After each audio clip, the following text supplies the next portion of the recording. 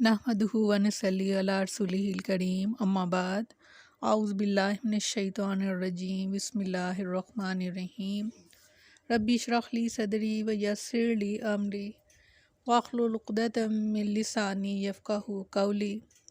अस्सलामु अलैकुम व रहमतुल्लाहि व बरकातुहू। कैसे हैं आप सब? इंशाअल्लाह खैर वाफ़ियत से होंगे। अल्लाह ताला आप सबको अपने हिफ्ज़ व अमान में रखे, आमीन सुम्मा आमीन। तीसरा पारा सूरत आल इमरान आयत नंबर 30 और 31।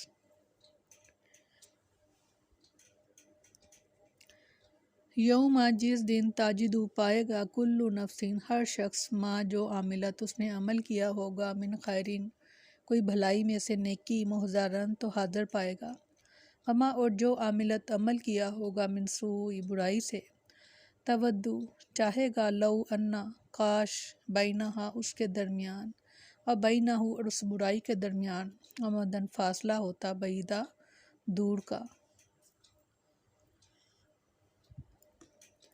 वयुहज़्ज़िरुकुमुल्लाह अल्लाह ताला डराता है तुमको अपने आप से, नफ्साहू वल्लाहु अल्लाह रऊफ़ुन बहुत मेहरबान बहुत नरमी करने वाला है, बिल इबाद अपने बंदों को।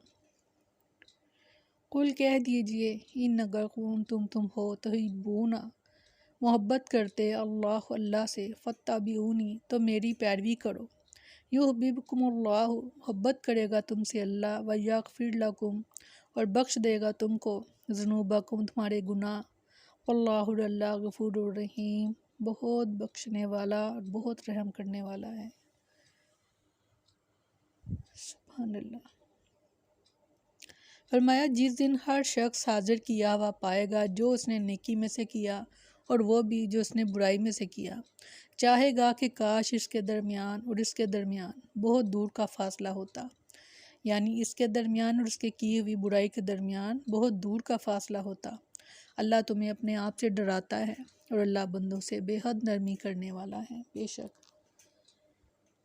और कह दीजिए अगर तुम अल्लाह से मोहब्बत करते हो तो मेरी पैरवी करो, अल्लाह तुमसे मोहब्बत करेगा और तुम्हें तुम्हारे गुनाह बख्श देगा और अल्लाह बेहद बख्शने वाला नहायत मेहरबान है। सुभान अल्लाह।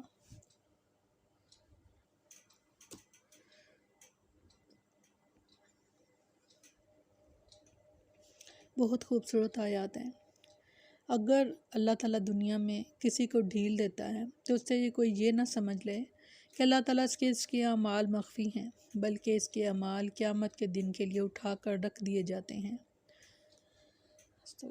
जिस दिन हर आदमी अपनी नेकियों को अपने सामने पाएगा और जब अपने गुनाहों को अपने सामने देखेगा तो तमन्ना करेगा कि काश इसके दरमियान और इन गुनाहों के दरमियान बहुत ज़्यादा दूरी होती। अल्लाह ताला ने फरमाया एक ज़र्रा नेकी या एक ज़र्रा बुराई जो तुमने की होगी उसको मेरे पास तुम मौजूद पाओगे। छोटी से छोटी नेकी को छोटा समझकर मत छोड़ा करें। हो सकता है कि जब अमाल तुलें, जब वज़न किया जाए हमारे अमाल का तो उसी नेकी की ज़रूरत हमें हो। बाकी आपने देखा होगा तराजू में जब वज़न तोला जाता है बराबर करने के लिए थोड़ी थोड़ी चीज़ की भी ज़रूरत होती है। हो सकता है उस छोटी सी नेकी को जिसको आपने छोटा समझ कर छोड़ दिया था तो वो नेकी आपके काम आ जाए और आपके पलड़े को, नेकियों वाले पलड़े को झुका दे। छोटी से छोटी नेकी गुजरते हुए किसी को सलाम कर देना, पाँव से किसी पत्थर को, किसी छिलके को, किसी झाड़ी को हटा देना, किसी ऐसी चीज़ को कि जिसके साथ लग के किसी को नुकसान हो, किसी को कोई अच्छा मशवरा दे देना, किसी की खबरगिरी कर लेना, किसी के गम में उसको हौसला दे देना, ये छोटी छोटी नेकियां हैं। तो ज़र्रा ज़र्रा मिलकर पहाड़ बन जाते हैं। और किसी गुनाह को छोटा समझकर कभी ना कीजिएगा, क्योंकि हो सकता है कि वही गुनाह आपके पलड़े में अगर पड़े तो आपके गुनाह वाले पलड़े को झुका दे। तो बहुत डरा देने वाली बात है। अल्लाह ताला ने फरमाया जो भी कोई नेकी में से कोई ज़र्रा नेकी तुमने की होगी तुम उसे भी मौजूद पाओगे, और कोई अगर ज़र्रा बुराई की होगी, अगर आपने चौड़ी आँख किसी ऐसी चीज़ की तरफ देखा کہ جو نہیں آپ کو دیکھنی چاہیے تھی، کیونکہ اللہ تعالیٰ نے فرمایا کہ پہلی نظر جو ہے وہ معاف ہے، کیونکہ وہ انجانے میں آپ کی نظر پڑی، اور جب دوسری دفعہ آپ نے دیکھا اسی چیز کو تو وہ آپ نے اپنے ارادے سے دیکھا۔ چوری آنکھ کہیں آپ نے ایسی چیز دیکھ لی، کبھی آپ نے کوئی ایسا جھوٹ بول دیا جس سے کسی کا کوئی نقصان ہو گیا، یا کوئی غلط مشورہ ہی دے دیا، یا کسی نے سے آپ نے وعدہ خلافی کر لی، امانت میں خیانت کر لی، کوئی بھی ایسا عمل جو برائی کے زمرے میں آ جائے تو اس سے بچیں، کیونکہ ذرہ ذرہ مل کر پہاڑ بن جایا کرتے ہیں۔ کوشش کیجئے گا، کیونکہ اللہ تعالیٰ نے دوسری دفعہ فرمایا کہ وہ اللہ تعالیٰ اپنے آپ سے تمہیں ڈراتا ہے، اپنے نفس سے تمہیں ڈراتا ہے، تو آپ ڈر جائیں۔ کسی نیکی کو چھوٹا سمجھ کر نہ چھوڑیں اور کسی گناہ کو چھوٹا سمجھ کر نہ کریں۔ اور بہت پیاری آیت کہ اگر آپ صلی اللہ علیہ وسلم سے کہا جا رہا ہے، آپ ان لوگوں کو کہہ دیں کہ اگر تم اللہ سے محبت کرتے ہو تو کیا کرو؟ میری پیروی کرو۔ میری پیروی کیسے کرو؟ سنتوں پر عمل کرتے ہوئے۔ اس کے بدلے میں اللہ تعالیٰ تم سے محبت کرے گا اور تمہیں تمہارے گناہ معاف کر دے گا، اور اللہ بخشنے والا بڑا ہی مہربان ہے۔ یہود و نصارہ دونوں کا دعویٰ تھا کہ ہمیں اللہ سے اور اللہ تعالیٰ کو ہم سے محبت ہے۔ بالخصوص نصرانیوں نے سیدنا عیسیٰ علیہ السلام کی تعظیم اور محبت میں اتنا غلو کیا کہ انہیں درجہ الوہیت پر فائز کر دیا۔ استغفار۔ اس کی بابت بھی ان کا خیال تھا کہ ہم اس طرح اللہ کا قرب اور اس کی رضا اور محبت چاہتے ہیں۔ اللہ تعالیٰ نے فرمایا ان کے دعووں اور خود ساختہ طریقوں سے اللہ کی محبت اور اس کی رضا حاصل نہیں ہو سکتی۔ اس کا تو صرف ایک ہی طریقہ ہے کہ میرے آخری پیغمبر پر ایمان لاؤ اور اس کی اتباع کرو۔ اس آیت نے محبت کے دعوے کرنے والوں کے لیے کسوٹی اور معیار مہیا کر دیا ہے۔ سبحان اللہ۔ محبت الہی کا طالب اگر اتباع محمد صلی اللہ علیہ وسلم کے ذریعے سے یہ مقصد حاصل کرنا چاہتا ہے تو پھر تو یقیناً وہ کامیاب ہے اور اپنے دعوے میں سچا ہے، ورنہ وہ جھوٹا ہے اور اس مقصد کے حصول میں ناکام رہے گا۔ سیدنا انس بن مالک رضی اللہ عنہ بیان کرتے ہیں کہ رسول اللہ صلی اللہ علیہ وسلم نے فرمایا، 3 خصلتیں ایسی ہیں جو کسی شخص میں موجود ہوں تو ان کے درمیان ایمان کی لذت اور اس کی مٹھاس کو پا لیتا ہے۔ ایک یہ کہ اسے اللہ اور اس کے رسول صلی اللہ علیہ وسلم کے ساتھ سب سے زیادہ محبت ہو۔ دوسری یہ کہ اسے کسی شخص سے محبت ہو تو محض اللہ کی رضا کی خاطر ہو، اور تیسری یہ کہ اسے کفر کی طرف لوٹنا اسی طرح ناپسند ہو جیسا کہ جہنم میں ڈالا جانے سے ناپسند ہے۔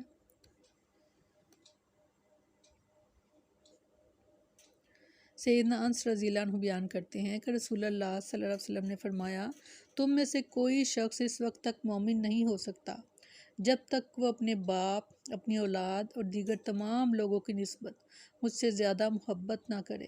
اپنی محبتوں کو ٹٹولیے، دیکھیے، جائزہ لیجئے اور دیکھیں کہ سب سے زیادہ محبت آپ کو کس کے ساتھ ہے۔ اگر آپ صلی اللہ علیہ وسلم سے محبت میں کمی ہے تو ابھی اس کو درست اس زاویے کو کر لیں، کیونکہ سب سے زیادہ محبت فرمایا کہ تمہیں اگر مجھ سے ہوگی تو اس کا ابھی ہم نے آیت پڑھی ہے، اللہ تعالیٰ تم سے محبت بھی کرے گا، تم سے تمہارے گناہوں کو دور بھی کر دے گا اور اللہ بخش بھی دے گا۔ سبحان اللہ۔ اور شرط کیا ہے؟ آپ صلی اللہ علیہ وسلم سے محبت اور ان کی پیروی۔ عبداللہ بن حشام رضی اللہ عنہ بیان کرتے ہیں کہ ہم رسول اللہ صلی اللہ علیہ وسلم کے ساتھ تھے۔ آپ صلی اللہ علیہ وسلم نے عمر رضی اللہ عنہ کا ہاتھ پکڑا ہوا تھا۔ اس اثناء میں سیدنا عمر رضی اللہ عنہ نے کہا، اے اللہ کے رسول، آپ مجھے دنیا کی ہر چیز سے زیادہ محبوب ہیں، ہاں البتہ میری جان سے زیادہ محبوب نہیں۔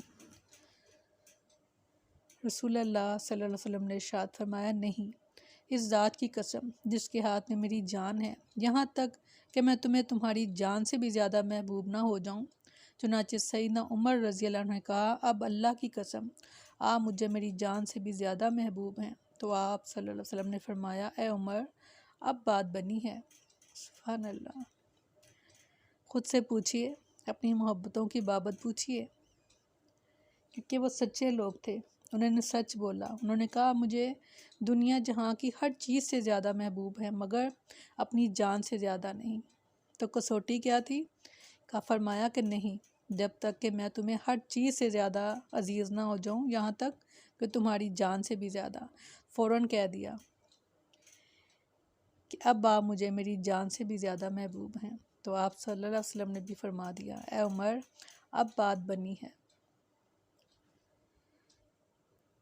سبحان اللہ۔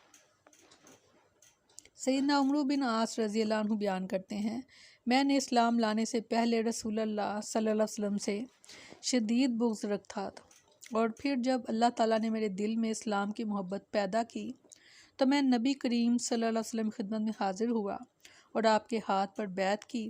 اس کے بعد میں رسول اللہ صلی اللہ علیہ وسلم سے شدید محبت کرنے لگا۔ سبحان اللہ، یہ ہمارے ایمان کا سب سے اہم جزو ہے۔ وہ فرماتے ہیں، اب کوئی شخص ایسا نہ تھا جو مجھے رسول اللہ صلی اللہ علیہ وسلم سے زیادہ محبوب ہوتا، اور نہ کوئی ایسا تھا جس کا مقام اور مرتبہ میری نظر میں آپ صلی اللہ علیہ وسلم سے زیادہ ہوتا، اور آپ صلی اللہ علیہ وسلم کے عظیم مقام و مرتبے کی وجہ سے میں اس بات کی طاقت نہیں رکھتا تھا، سبحان اللہ، کہ آپ کو آنکھ بھر کے دیکھ لوں۔ اگر مجھ سے سوال کیا جائے کہ میں آپ صلی اللہ علیہ وسلم کی صورت کے متعلق بیان کروں تو میں ایسا نہیں کر سکتا، کیونکہ میں نے کبھی آپ کو آنکھ بھر کے دیکھا ہی نہیں۔ اللہم صلی علی محمد وعلی آل محمد کما صلیت علی ابراہیم وعلی آل ابراہیم انک حمید مجید۔ اللہم بارک علی محمد وعلی آل محمد کما بارکت علی ابراہیم وعلی آل ابراہیم انک حمید مجید، آمین یا رب العالمین۔